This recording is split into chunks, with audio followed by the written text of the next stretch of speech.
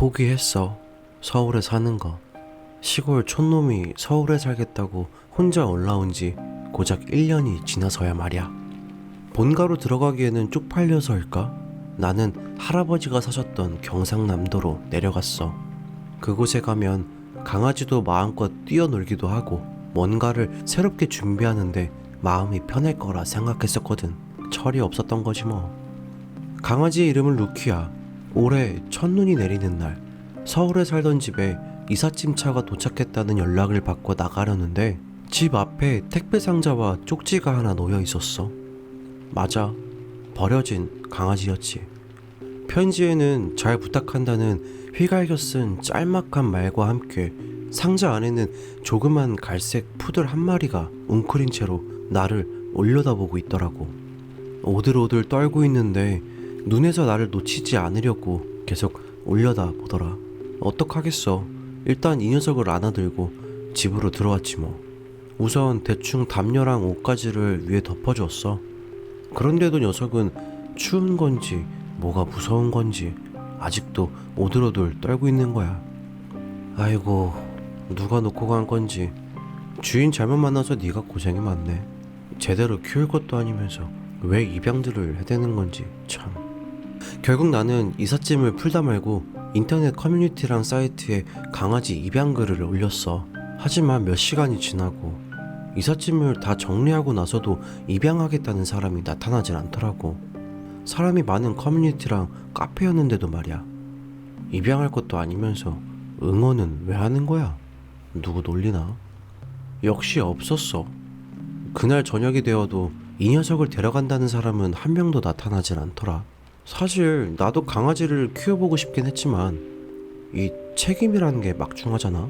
사실 나 살기도 바쁜데 감당할 자신이 없어서 여태 강아지를 못 키우고 있었던 거지.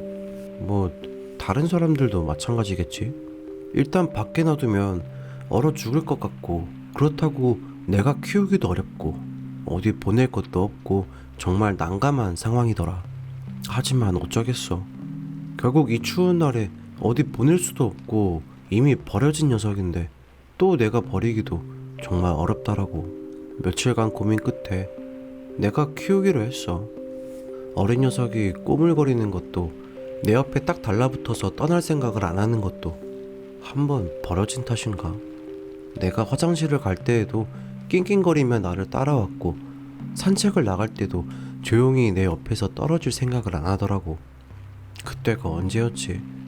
내가 폐렴에 걸린 적이 있었는데 집에서 혼자 끙끙 앓고 있을 때 이 녀석이 밖으로 뛰쳐나가 옆집과 주인집 아주머니를 불러 데려오기도 했었어. 결국 주인집 아주머니가 119에 신고해준 덕분에 다행히 병원으로 실려갔어. 다 이 녀석 덕분이지 뭐. 루키가 없었다면 난 어떻게 되었을지 생각해도 아찔해. 뭐 아무튼 루키를 데리고 경상남도에 도착해보니 정말 작디 작은 초라한 작은 집이 우리를 반겨주더라. 할아버지가 돌아가시곤 가끔 관리를 해주신 분이 있었다고 들었는데 지금은 뭐 손길이 끊어진 지 오래갔더라고. 그래도 다행이었던 건 풍경이 참 멋있었다는 거야. 집 뒤쪽에 산이 있었는데 마을 입구에서도 환하게 보이는 이 산이 잘생겼다라는 생각까지 들더라니까. 난 툇마루에 대충 짐들을 쌓아놓고 루키를 데리고 산을 오르기 시작했어. 한 4시쯤이었을 거야, 산을 오른 게. 근데 외진 마을이라 그런가 제대로 된 산책로는 전혀 보이지 않더라. 정상쯤 올라가니 오후 5시쯤. 산 위를 뛰어놀던 루키는 신이 난 듯 여기저기를 뛰어다니더라. 루키가 좋아할 줄 확실히 알고 있었지. 시원하게 물도 마시니 그제서야 산뜻한 바람이 우리를 스쳐가더라. 아직 추운 날씨였지만 그마저도 개운했어. 루키 사진을 찍어대고 부모님께도 안부 전화하고 이래저래 검색도 하고 시간을 보내고 있는데 이제 슬슬 주변이 어두워지기 시작하더라고. 확실히 산이라 그런지 해가 짧구나 라는 생각을 하게 되더라. 완전히 어두워지기 전에 산을 내려가야겠다는 생각에 루키를 데리고 내려가는데 아까 올라온 길이 맞는 건지 순식간에 어두운 길이 되어버렸더라고. 불빛 하나 없는 어두컴컴한 길을 정처 없이 헤매다 보니 결국 길을 잃게 되었어. 여기가 어딘지도 전혀 모르겠고 슬슬 한 치 앞도 보이지 않게 되자 난 119에 전화를 걸었어. 제가 산에서 길을 잃었는데 여기가 도대체 어딘지 전혀 모르겠어요. 주변에 나무밖에 안 보이고요. 불빛도 하나 없어서 전혀 길을 못 찾겠어요.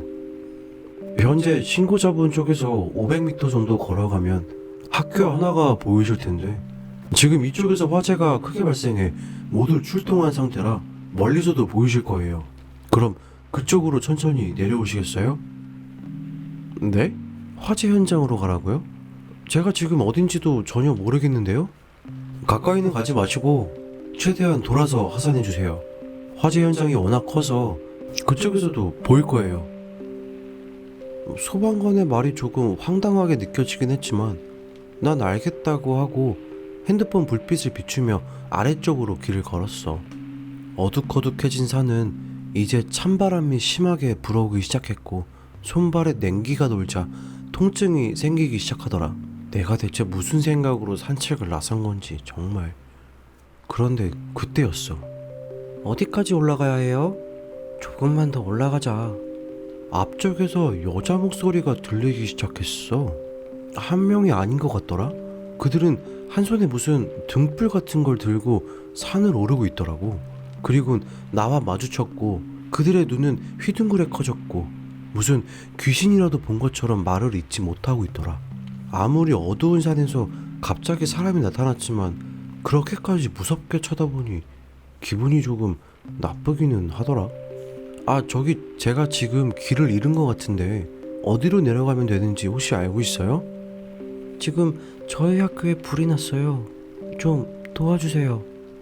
와, 내 말은 딱 자르고 자기 할 말만 하고 다시 빠르게 산을 올라가더라고. 뭐 학교라고 했으니 저들이 올라온 길을 그대로 내려가면 학교가 있겠구나 싶어 루키와 함께 다시 산을 내려가기 시작했어. 그때까지만 해도 불이 정말 크게 난 건가 하고 생각하면서 내려갔는데 한참을 내려가도 불이 보이지가 않는 거야. 불은커녕 연기도 없고 그을은 냄새도 전혀 나지 않았어. 그렇게 30분 정도를 더 걸었던 것 같아. 난 한참 헤매다가 우연히 길을 찾았어. 그리고 산 밑으로 내려갔지. 내려온 곳에 학교는 보이지 않았고 엉뚱한 도로가 있긴 했지만 일단 산을 빠져나왔으니 얼마나 다행이야. 그렇게 이제 집으로 걸어가고 있는데 그때 오토바이를 타고 지나가던 어르신의 도움으로 마을 입구까지 무사히 도착했어. 마을 쪽으로 들어서자 입구 쪽 슈퍼에서 어르신들이 자리를 펴고 주거니 받거니 술을 마시고 계시더라고. 그때 주인 아주머니가 나를 친근하게 부르시더라. 막걸리 한잔하고 가라며 손을 막 흔드시더라고. 아니, 밤에 멧돼지나 짐승나면 어쩌려고 산에 올라간 건가? 어르신들은 나를 보더니 호통 아닌 호통을 치시더라. 개가 산바람 맞아서 바들바들 떨고 있다며. 루키는 나를 애처롭게 쳐다보며 바들바들 떨더라고. 나는 일단 몸을 녹이고 집으로 가야겠다는 생각에 가게 안으로 들어갔어. 학생, 저기 위에 장씨 어르신 손자 맞지? 네, 맞습니다.